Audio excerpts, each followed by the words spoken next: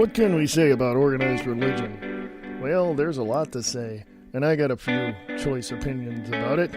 Coming up on this podcast, this is Wayne S. Pierce.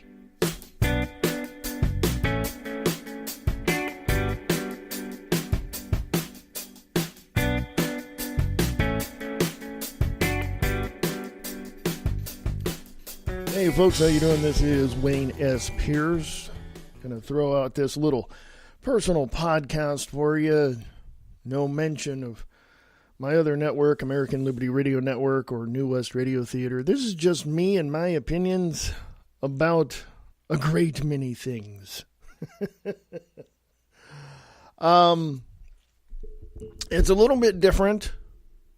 It's going to be a little more focused on things that I believe that I look at, and interesting as they are to some. I know that some people are going to disagree with me. I know this. I understand this. This is something that I understand a great deal about, because I know for a fact that people have always, and they've always tried to make me like them. They've always tried to make me the carbon copy of who they are, their beliefs, their, all of that. So I'm going to dispel some of that for you today.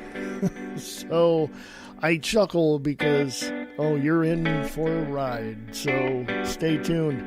This is Wayne S. Pierce right here, and I'll talk to you in a bit.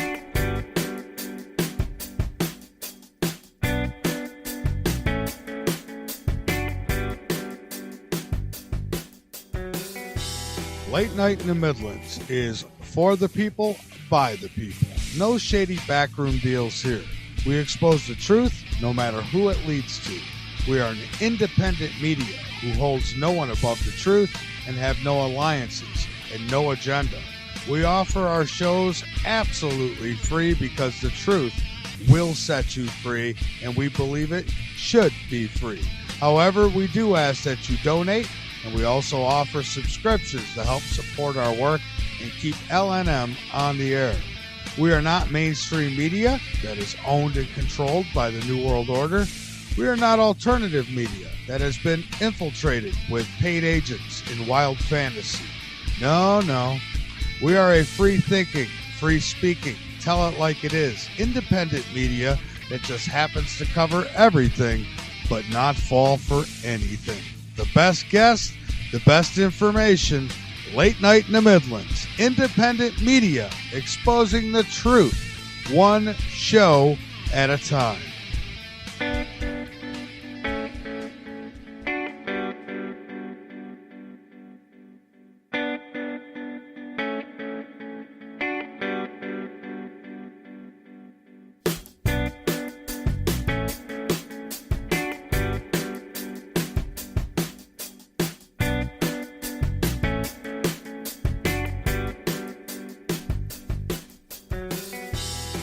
Hey folks, welcome back. This is Wayne S. Pierce. This is just a personal podcast for you.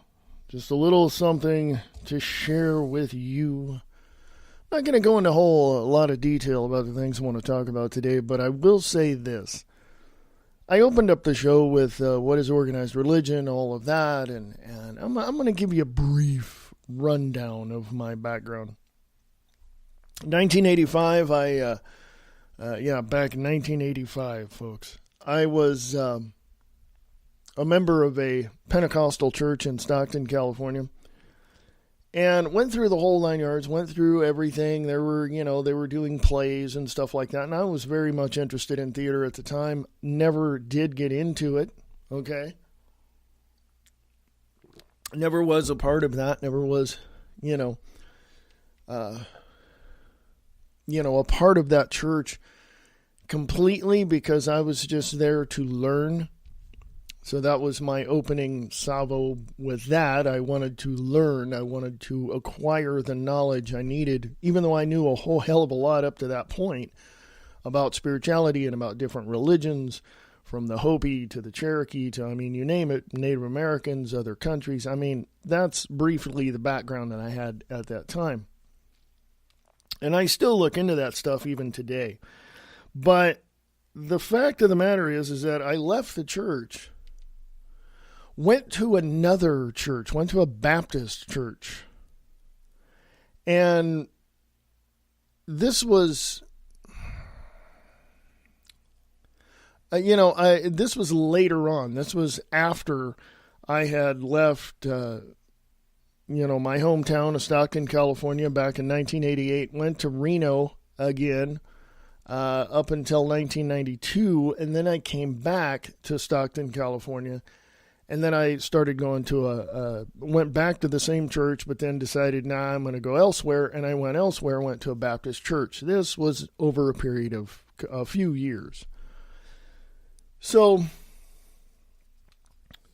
I was in this Baptist church, got involved with theater, got involved. By this time, I was already steeped in theater, had done several plays at Stockton Civic Theater, had done a lot of stuff, on my own, and was involved in theater. And so there was a couple of productions at the Baptist church I was at, and I was in one of them, went from there. And after that, I got the epiphany. If you know what that is. I got the epiphany, and I got that sense of, I'm here, but I'm not supposed to be. And it felt like whatever I was doing in those years that I was at that Baptist church, it was probably 4 or 5 years, I was done. After I was in that play, in that, semi-musical, as I call it, I felt like I was done. There was no reason for me to be at that church anymore. And because of what I've known for over 20 years of that time, or 15 years of that time, back prior to 1980 and, all of that, and growing up, going to church and learning, after looking at all of that stuff up until about 1992, 93, 94, and into the 2000s, I knew that there was something not quite right. And I began to look at the history of the churches. This is back 1994, 95. I began to look at the history of why the churches exist in the state of being that they are, the nonprofits, all of that. And why do they call them a nonprofit business? And what they were all about. So I began to investigate and do my research on that level. And I found out I'm not going to go into the whole list of things I found, but let's just say they shouldn't be a nonprofit organization. Okay? I'm just going to lay that out there for you guys to investigate. They should not be a nonprofit organization.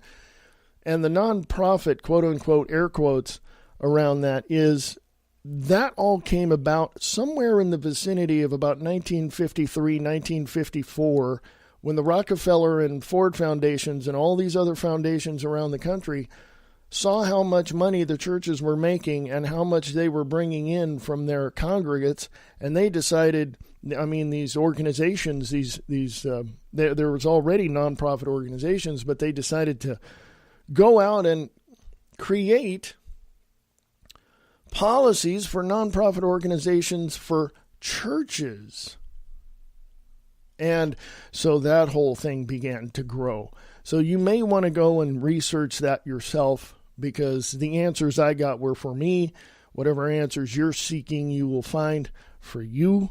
So, and if we, if we come to an affinity on these answers and the solutions, then of course we'll talk. But most of the answers that you're looking for are going to be for you.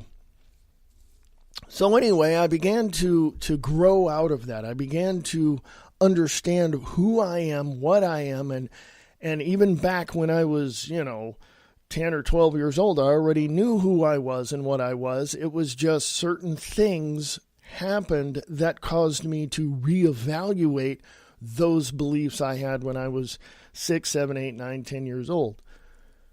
And I realized I don't need a building to go to with a whole bunch of people. I realized that if I just wake up and I'm grateful for life as I am today, and I go out and I experience life, whatever, negative, positive, whatever it is, it's a learning experience. And so I learn how to adapt. I learn how to control my reactions. I mean, there's a whole plethora of things that I've learned throughout my years. And basically, for that to be in me took a lot of cleaning out, if you will, my psyche of all of the things that I was told, all of the things that others wanted me to be, carbon copy of who they are on every level. I had to clear out all those things and not listen to anybody for many, many, many years. And some people would say I'm stubborn. I got a little stubbornness in me. Some people would say that I believe I'm a know-it-all, that I'm smarter than everybody. No, I'm not. I don't know it all. I don't claim to know it all. I don't want to know it all because I would be bored because there wouldn't be anything else to learn. And I am not what other people say that I am. So when I get back from this small break here, I'm going to tell you exactly what I'm seeing as of what is this today? Well, as of 2017. I can just say that, August of 2017. I'm going to tell you exactly what I see. I'm going to give you what I believe are the solutions. But again, let me reiterate, these are only from my perspective. Everybody else has their own perspective and their own perception. So I'd like you to share that with me. You can send me email at waynespearce@usa.com, waynespearce@usa.com, and you can let me know, or just go to my Facebook page, Wayne S. Pierce, and just, tell me what you think there. But when I get back from this little break, I'll tell you and give you a little insight as to what I've seen, what I know, and give you some basic, what I believe would be adequate and reasonable solutions. So don't go away. This is Wayne S. Pierce, and I'll be back right after this. You're listening to the Wayne S. Pierce Podcast right here on American Liberty Radio Network. For more information, go to WayneSPierce.com or email him at WayneSPierce@USA.com.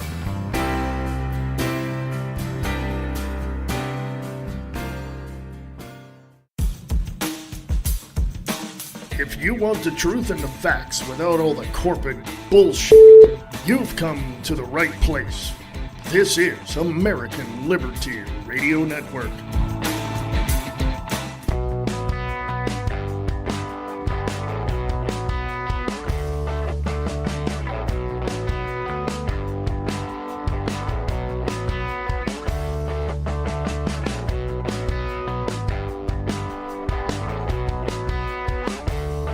Hey folks, welcome back. This is Wayne S. Pierce. You can email me at WayneSPierce@USA.com. Yeah, welcome. Let me get into some solutions about churches. Now, I know people are going to find this controversial, and I know they're going to argue and, complain about, everybody has a First Amendment right to freedom of religion, blah, blah, blah. I've read the Constitution, have you? I mean, seriously. I've looked at some of the case law that surrounds, the First Amendment right of, freedom of religion, freedom of speech, freedom of expression. I've read some of the case studies and some of the case reports that came out of the courts, including the Supreme Court. And it basically is a personal thing that people do when they want to follow their conscience under a religious philosophy. It has nothing to do with corporations, the non-profit corporations. It has nothing to do with that. It has everything to do with a personal understanding of their own spirituality, creating a group of people to, really preach to, if you will, for lack of a better word. And so these people get together and they do what they do, and that's fine. And that's the expression that they have, and they are fully protected by that, by the Bill of Rights of the Constitution of the United States of America, to do that, to congregate, and to do that. Freedom of assembly, freedom, the whole 9 yards. But here's a problem.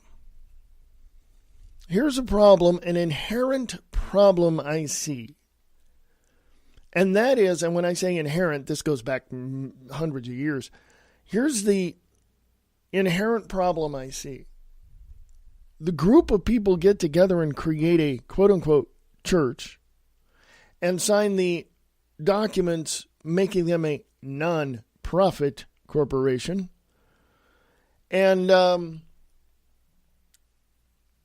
what really, what really happens after that is that they can make as much money as they want. They can have as many donors as they want. They can do whatever it is they want to do to acquire the financing to support that organization within reason and within the confines of the law. Now, remember, I read case reports and case studies and all Supreme Court, results and all that, verdicts. Best place to go to is the American Center for Law and Justice. Don't go to the ACLU. Screw them. American Center for Law and Justice. Hit them up. Hit up other like Rutherford Institute, places like that. You will see. It's not about, from my perspective, it's not about the group of people. Okay, it's about the individual who seeks spiritual enlightenment through religious ritual philosophy. That's what a church is. That's what a church is. And, it really, seriously, let me go to, and you can do this too, but let me go to dictionary.com or freedictionary.com, whichever one you want to use. Dictionary.com is where I'm going to now. And it says a building for public Christian worship, public worship of God, or a religious service in such building. Okay, it's talking about the building, the body of Christians worshiping in a particular building or constituting one congregation, or an ecclesiastical organization, power, and affairs as distinguished from the state. Okay, so it goes into that, okay? That's what a church is. Any non-Christian, let me go back here because the page decided to flip. Okay, let me just go and find this again. Stupid ads on here.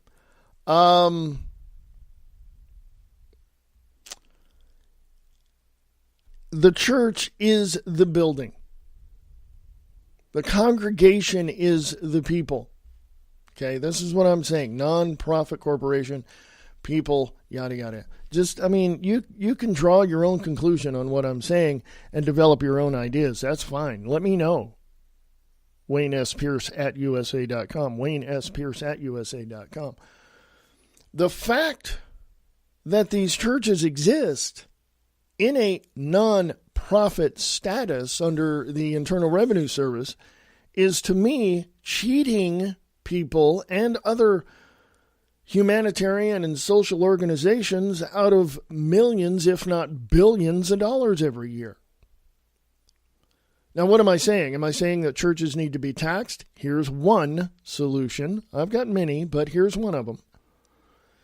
Any church that has a congregation under at least 1,000, anything under 1,000, should not be taxed at all, ever. Just forget about it. Well, then you're showing favoritism. No, because when you look at how much money comes in on those churches, anywhere between 20 to 25 up to 30% of those congregations that are less than 1,000 people, that's how many people tithe to the church or give to the church or, give offerings to about 25 to 30% of the people. That doesn't sustain a church of 1,000 people. It may do some things and they may have to have really, really, really tight budgets, but I'm talking about 1,000 people. One of the churches I went to in Stockton, California, had a congregation of 400 people. And only about 20% of those people were tithing to the church. That doesn't sustain the church. How did the pastor get paid? How did this? Well, there are, things that are, involved in churches that help. You got offerings, you got this, you got that, and so you have a portion of the congregation, and I'm just going to use the 400, member congregation for an example. You've got 400 people. 20% of them, at least, are the ones that contribute every month to the church. Then you have the offerings, the other people of the congregation, the people that come in every once in a while or every week and, aren't contributing except through a couple of bucks in the offering plate, that kind of thing. So you have that. So how does, there's, things that are involved in all of that. And if you guys know business, you know what it is. But I went to another church that had a budget per year of $1.5 million. And there was like 600 or 800, I think it was like, from what I heard, it was like 650 or almost 700 people in the congregation. And this was a huge church. Huge.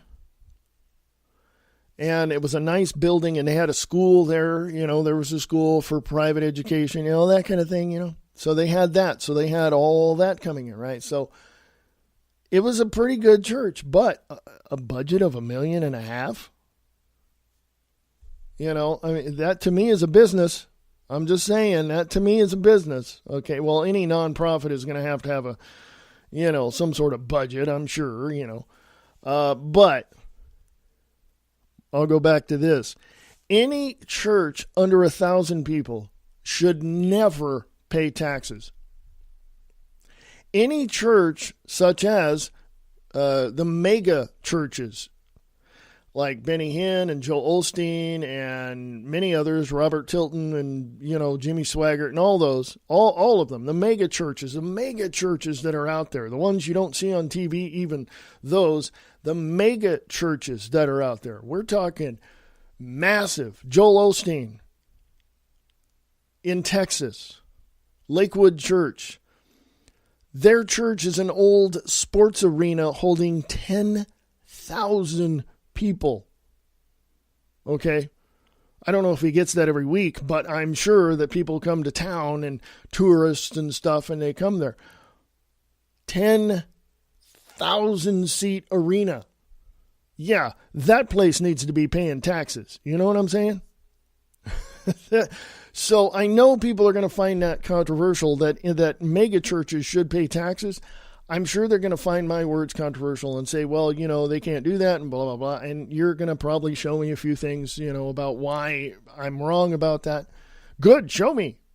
Email me, Wayne S. Pierce at USA.com, Wayne S. Pierce at USA.com. Put it out there, man. Let me know why.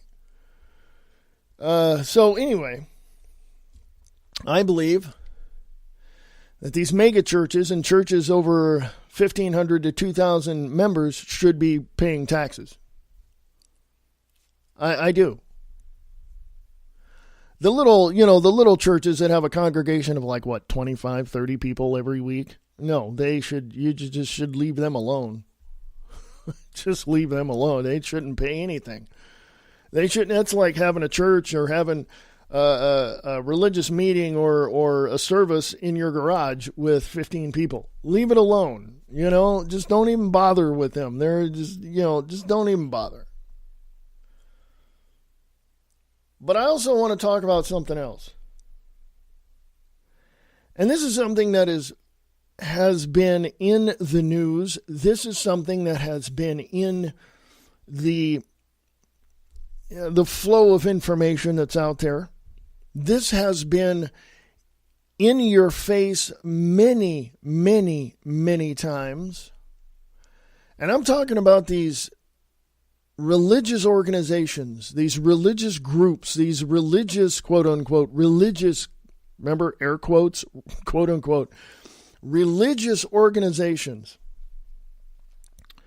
that insist that you change for them. I mean, there's organizations out there that if you, and I can name a few, and I will after the break, but there are some out there that want to cut you completely off from your family. And I'm sure you've come up with a few of your own just by hearing me say that. But I'm going to tell you after the break a couple of solutions I have for those groups of people. I know you're going to find this very controversial. I know you're going to find this really hard to understand and wrap your mind around. But I got to, again, my own perspective. You have your own perspective. You have your own, you see things your own way. You have your own perception of it as well. But this is from my perspective. And I got to tell you, I mean, these organizations out there that are really dealing with some let me just put it this way. They're on the edge of just complete insanity. They're on the edge of complete and total insanity because they often move their people that join them to a place of mind, to a state of mind that says, I don't need anybody but this place. Well, let me tell you, go to dictionary.com or freedictionary.com and look up the word cult. Every single church in America is the first definition is going to be that. Okay, let me go there. Let me go to dictionary.com and right before the break here, and I'll give you the definition that they have for cult. A particular system of religious worship, especially with reference to its rites and ceremonies. An instance of great veneration of a person, ideal, or thing, especially is manifested by a body of admirers. A group or sect bound together by veneration of the same thing, person, ideal, etc.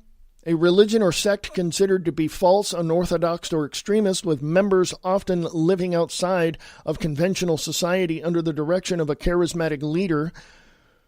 The members of such religion or sect. You see what I'm saying, folks? You see what I'm saying?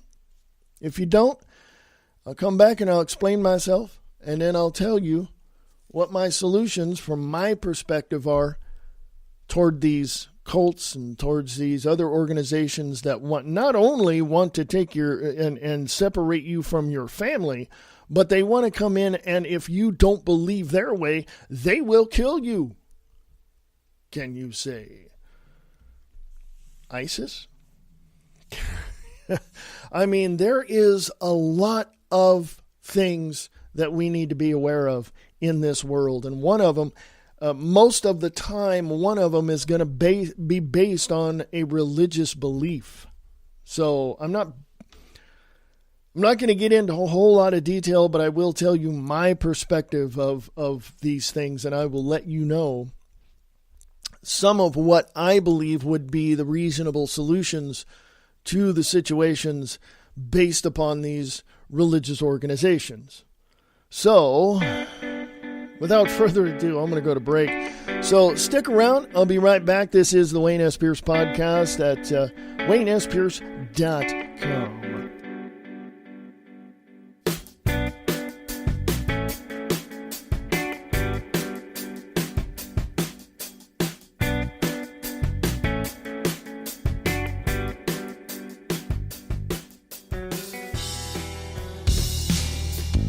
sharing the truth one fact at a time without all the BS. This is American Liberty Radio Network. AmericanLibertyRadio.weebly.com. New West Radio Theater presents Backstage. Backstage is a weekly look into what is going on in the theatrical community. We'll take a look at who's doing what, when, and how you can get tickets to your favorite shows.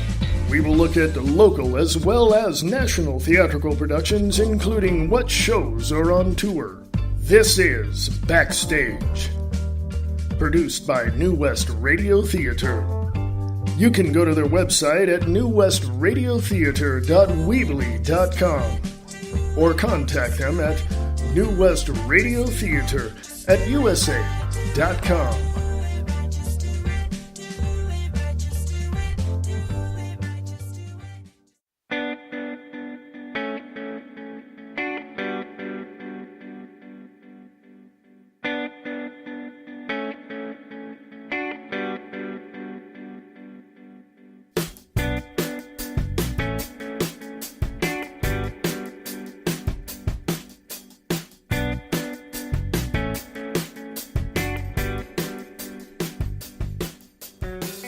Hey folks, welcome back. This is the Wayne S. Pierce Show podcast.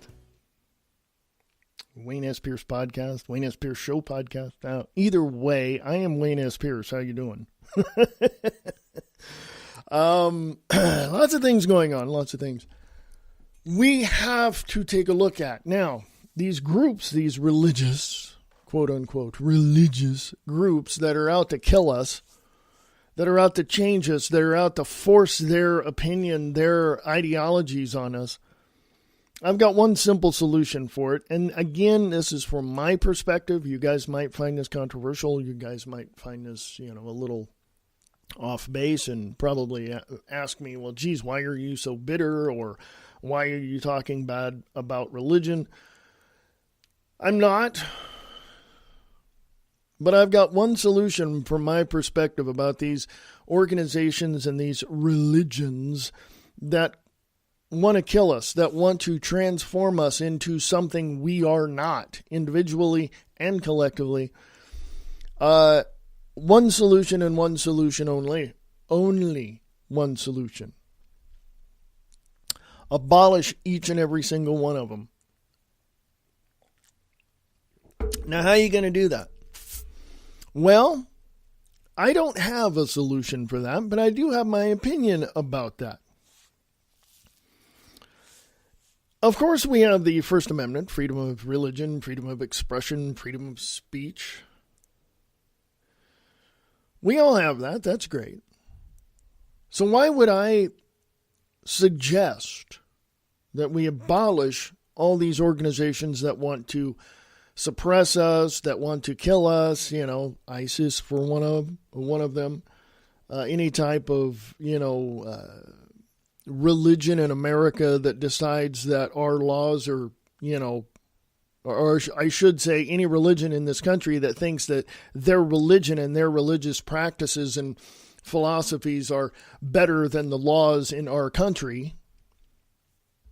Any organization that does that, I'm not picking out one over another. Any organization that is religious that wants to do that should be completely abolished. But why should I suggest, and how do I suggest that happen?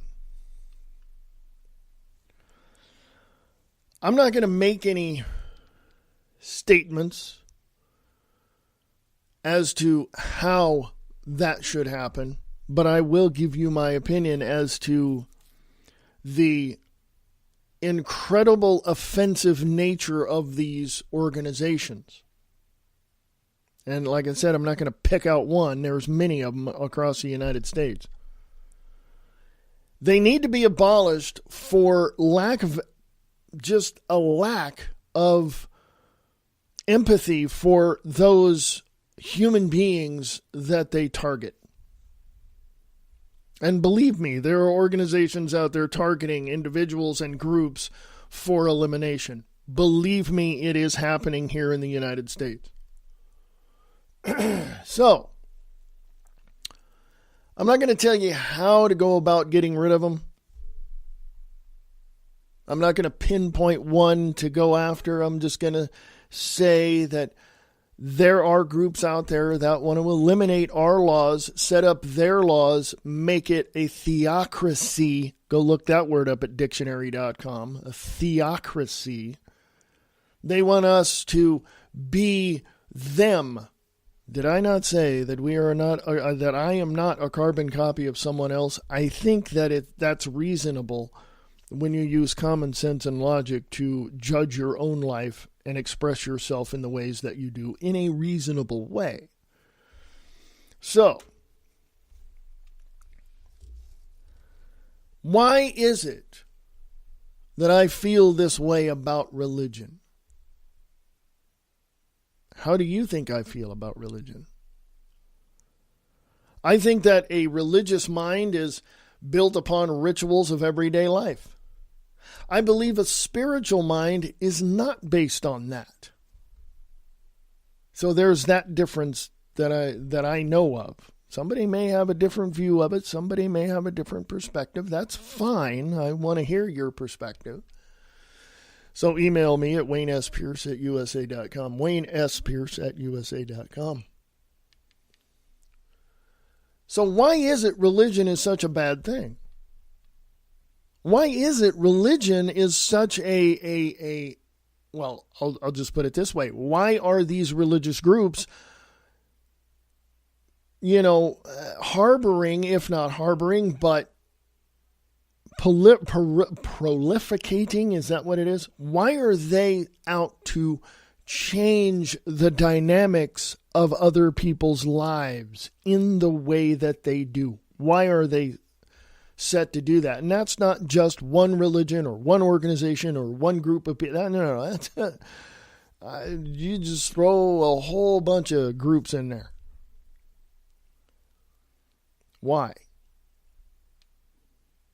In Stockton, my hometown, where I grew up, it was either today or yesterday that they had a pride parade in downtown Stockton for homosexuals, for all of these, same-sex marriages, same-sex relationships, all of it. And it just got to the point when I was reading this that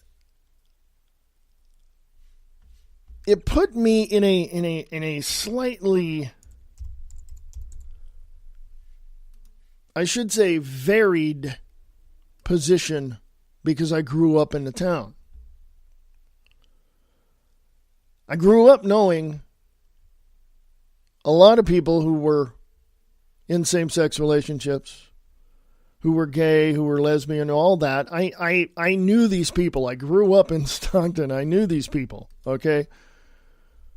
Some of my friends in high school, they later came out and all of that, and some passed away and all of this. And I knew this, and I knew them, and I knew who they were.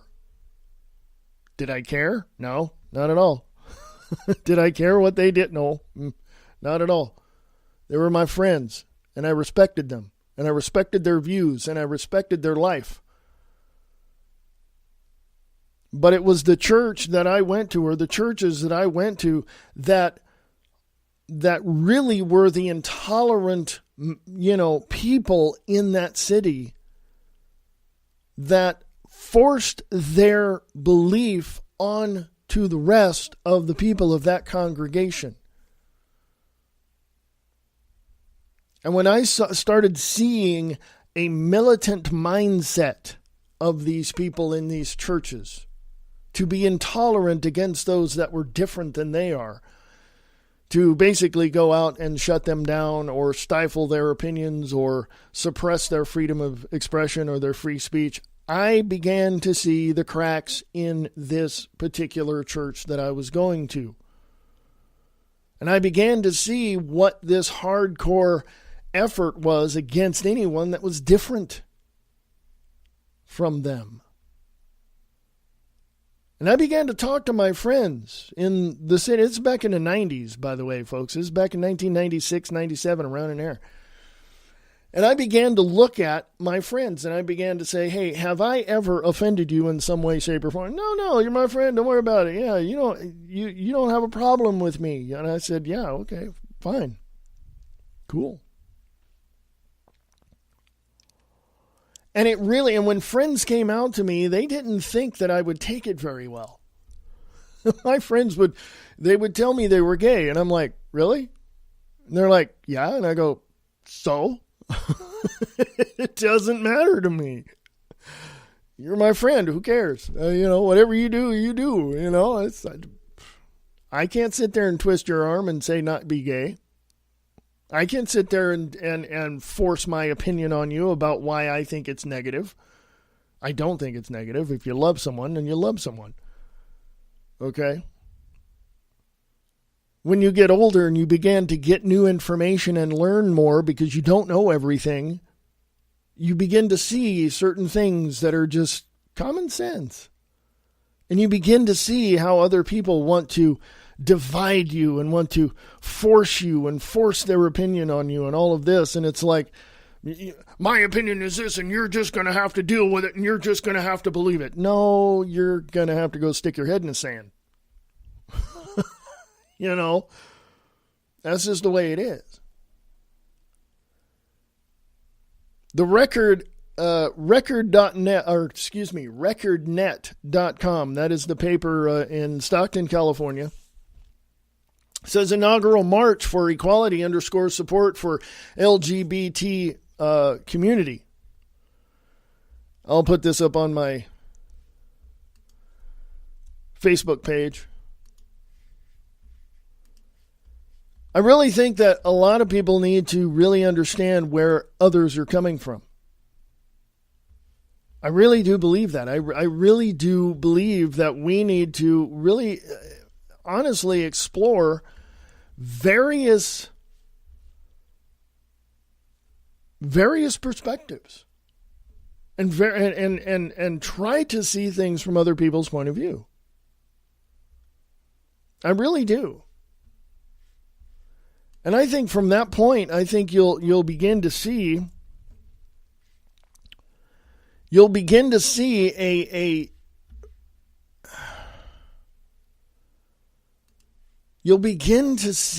some advantages come about in terms of just sitting down with certain people and saying, hey, wait a minute, I know you want to wipe me off the face of the map, but why? Well, that's in a more, open, more global, cosmic way of looking at things. But specifically, individually, I think we need to stop looking at everything with blinders on. And I think we need to start looking at things in a more common sense and logical fashion and saying, hey, okay, I understand that you're different than I am. If you have friends or family that disagree with you in something, let me use that as an example. And that is, you're going to see these things happen right in front of your eyes, and these people are going to look at you, and you may disagree with something somebody else is doing, but your friend may agree with them, and you guys are going to clash in some way, shape, or form. And disagree with one another, but then all you need to do is look at your friend and go, why do you disagree with me? That's all you got to do. It opens up the conversation at that point. But I think we need to use common sense and logic in a lot of this stuff. I myself personally, from my perspective, don't see it any other way. You might find another way. Great. Share that with me. Wayne S. Pierce at USA.com. But yeah, I think we really need to sit down and take a look at a lot of this stuff. Are we going to find solutions to everything or to most things or to the things that affect us? I hope we do in one way, shape, or form. Specifically, personally, the things that affect us on a daily basis. I hope that we can find solutions that are going to help us take advantage of the opportunities that are out there and keep going and keep walking forward and moving forward in life. I hope we can do that. I don't know. I have no idea. So in that, if we were to if we were to sit down with those that oppose us, and I'm still talking religion here, so if we look at our Christian church in our city, if we look at our Baptist church, if we look at our Catholic church, if we look at other Christian sect type of churches, and we sit down and talk with them, and we find out where they come from, and we find out how they feel, and maybe we can work with them. If not, then we'll just tip our hat and say bye and go about our own way. Because, as I said before, I was met with a great deal of intolerance in the two churches that I went to, and it really bothered me down to my core of my being, because Mama didn't raise no fool, and Grandma, who was a Christian, taught me better. And other people, I can't just focus on those two, but, my mom and my grandmother, but other people taught me valuable lessons as well. So as far as I'm concerned, we really need to examine ourselves in the situations that we find ourselves. And we really need to take a look. From my perspective, we need to take a look at what these people are saying and how they are delivering their message and what they're doing to get that message pounded into the people's heads. And literally, I'm saying that because that's usually what they're going to do. If you disagree with them, they're going to fight you on it, and they're going to make you believe it because it's the only way. This is true with any group. It doesn't matter if they're illegal immigrants who are supported by advocate groups. It doesn't matter who they are. It could be a religious group that wants to, smoke peyote or something. It doesn't matter what group it is. Let me just bottom line that for you. There's always going to be conflict. You may believe one thing, and you may believe it wholeheartedly, and you may want that, in your life, and you help others understand that. You may have that. Somebody will come along and say, no, you can't have that. Well, I don't care, because your perspective is not mine. You see things differently. Fine. Go about your business. Don't try to sit here and change me. I'm not trying to change you. So, let's have lunch. That just diffuses all arguments right there. They want the conflict because that's how they exist. Can you say Westboro Baptist Church? Can you say anybody against any religion that doesn't seem to be credible or you get my point, right? There's so many different churches out there, so many different organizations, so many different ways of looking at things, that I think what we need to do is we need to really sit down and personally look at ourselves. That's the other solution I have. It's reasonable. It's, logical. We really need to sit down and take a look at ourselves and ask ourselves the toughest questions that anybody else would ever ask us if they were standing in front of us. And we need to really examine our answers. And not only that, but examine our, reactions to other people. Seriously. If somebody doesn't know how you are or what you stand on, what your beliefs are, but they're judging you just because they look at you, yeah, they got the problem. It's very simple to sit down and talk to me. I tell people that all the time. You want to know what? I invite you to sit down and we'll talk and we'll have lunch and you'll find out more about me than what you thought. Just ask me anything you want. No question is off limits. If I don't know, I'll tell you I don't know. Ask me how I feel about, the LGBT community. Ask me about what I feel about, the Federal Reserve or Scientology or anything. Ask me questions to find out more about me instead of sitting there pointing your finger and judging me for a preconceived idea about me that is not true. And that is That everybody should do that. I'm not twisting your arm and telling you what to do. I'm just suggesting that we need to sit down and look at ourselves personally, find out what we do, how we feel, how we react more than anything to certain things. Now, I think that's incredibly important, because if you go interact with your, coworkers, your, colleagues on the sports team or whatever, you need to understand how they're going to react so that you won't react in a negative way. And the best way to do that is to sit down and talk with them. It's pretty damn easy to me to do that. You know what I mean? To hell with judgments. We personally judge ourselves incredibly hard because we are, as it is said, our own worst critic. So I think we need to really examine ourselves personally, to find out exactly where we stand. And if what we're standing on is, number one, credible, and number two, reasonable, and number two, supported by somebody else. And I really think we need to do that. Here's the other thing we don't need to be doing, and this goes back to the religious organizations. We don't need to be taking the First Amendment or freedom of speech or press or expression and using that as a license to beat somebody up. We should not take the First Amendment and use it as a license or as a weapon in the field of intellectualism. No, that's stupid. This is what religions are doing. They're using that as a weapon against people for the sake of their own agenda. And that really right there, to me, is pure religious tyranny.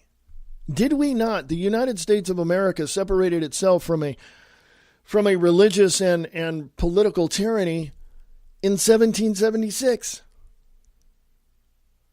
Did we not do that? Because as far as I'm concerned, from what I see in our current state of being in the United States of America, we're heading right back into that again. And we need to stop that, and we need to just, put the brakes on all of this stuff and just say, wait a minute, something is not quite right here, and we need to take a look at this.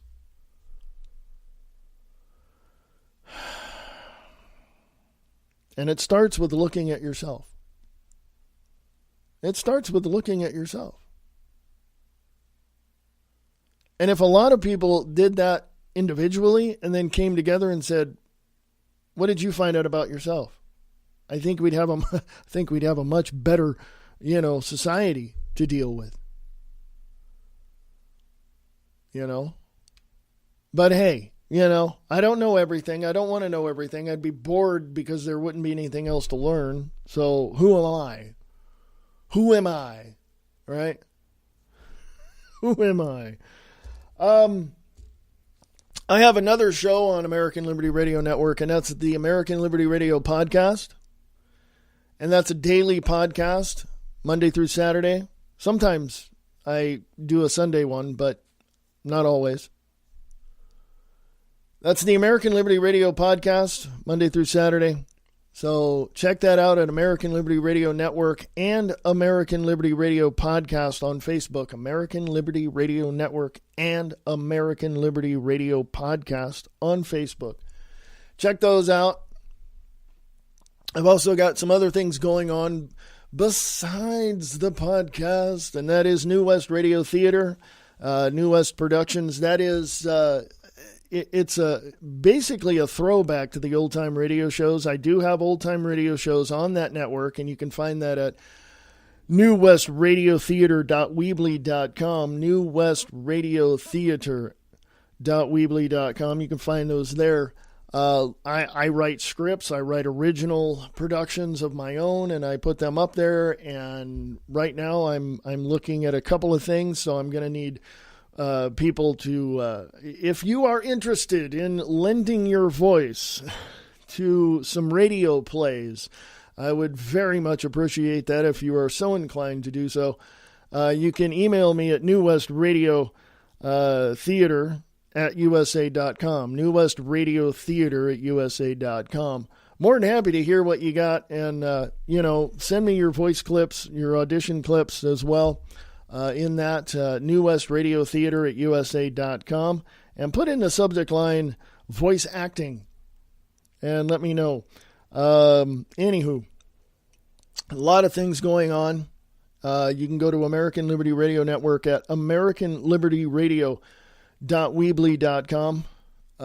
Just so much stuff going on. But I wanted to share with you, what I feel and what I believe. And there's going to be more of these podcasts coming up. I'm going to start doing some vlogs, some video logs, whatever they are. Yeah, I'm going to start vlogging a little more. Jeez, is that in the lexicon now of daily life? We're going to vlog today. What are you going to do? Vlog? Oh, don't get near me. That sounds like it's catchy. No, it's video, just video presentations and stuff like that. I do Facebook broadcasts every so often, so look for those as well. My personal Facebook page is Wayne S. Pierce. That's Wayne S. Pierce. And you can find me there on Facebook and on gab.ai at American Liberty Radio. And on Twitter at Real Wayne S. Pierce, or let me go give you, because I've changed it so many times over there on Twitter. So let me give you the exact name, okay? That way you can find me on Twitter at Real Wayne Pierce. That's me, at Real Wayne Pierce. So you can check me out on Twitter. Send me a tweet, you twits. I'm just funning here, okay? I'm just joking around there. Folks. So if you have any questions, any comments, anything you want to tell me to piss off, you can do that too. Email me at WayneSPierce at USA.com. WayneSPierce at USA.com. A lot of things. I'm going to have some more podcasts like this coming up soon. Things are changing. I've got some opportunities and some other things I got to look through here in August and September. So around August 1st, new things are coming to American Liberty Radio Network. So, yes, lots of new things coming up. So stay tuned for that. More on that later, of course. I'm looking through a lot of things through August and September, and I will keep you up to date as to what I see and what my options are. So if you want to support me on American Liberty Radio Network and support the network itself, go to AmericanLibertyRadio.weebly.com. Go to the sponsors page. There's you can advertise on the network if you'd like. That would be great. There's a couple of links at the bottom there. There's a Become a Patron link. That's my Patreon link. And you can drop $1 in the kitty to help me keep the lights on around here in the studio. Also a PayPal link. You can also do the same thing there as well. So if you want to support American Liberty Radio Network and support what I do around here, as far as the different shows on American Liberty Radio Network and also New West Radio Theater and, of course, these podcasts, feel free to do so. I would appreciate that very much. So this is American Liberty Radio Network. This is the Wayne S. Pierce Show podcast, or the Wayne S. Pierce podcast, whichever one you want to use. That's fine with me. And you guys rock, man. You guys seriously rock. Did you see the eclipse? I mean, literally the other night. Yeah, or the other day. Yeah, I hope you didn't look directly at it, but yeah, it was kind of like, yeah, oh well. Yeah. So, folks, this is Wayne S. Pierce. This is the Wayne S. Pierce Podcast, and this is American Liberty Radio Network. Go to the website at AmericanLibertyRadio@USA.com, or that's my email address there, or go to WayneSPierce.com for more information. And, folks, I will talk to you guys later, and, have a great day. Enjoy.